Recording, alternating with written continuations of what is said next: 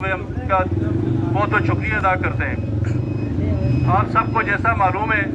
आज इस तहरीक को कमोबेश 8 माह होने जा रहे हैं और अवामी एक्शन कमेटी की कॉल पर पूरे आज़ाद कश्मीर के अंदर बिजली बिल्लात का बाइकाट जारी और सारी है। जहाँ पर सिविल सोसाइटी, कौंसलर हजरात और दीगर मकातब फ़िक्र ने इसमें अपना अहम रोल अदा किया, वहाँ पे सबसे बड़ी कुर्बानी मैं समझता हूँ मुजफ्फराबाद के गयूर ताजरों ने दिए, जिन्होंने अवामी एक्शन कमेटी के साथ अपने मरकजी चेयरमैन शौकत नवाज मीर साहब की कॉल पे लब्बैक कहते हुए 8 माह से अल्हम्दुलिल्लाह इस तहरीक के साथ जुड़े हुए हैं और स्टैंड कर रहे हैं। अब यहाँ पे सिलसिला जो इस टाइम जारी और सारी है, 11 मई को अवामी एक्शन कमेटी ने जो असम्बली का घेराव का ऐलान किया है, 9 मई को मेरा ख्याल है हम इकट्ठा होना शुरू हो जाएंगे और 11 मई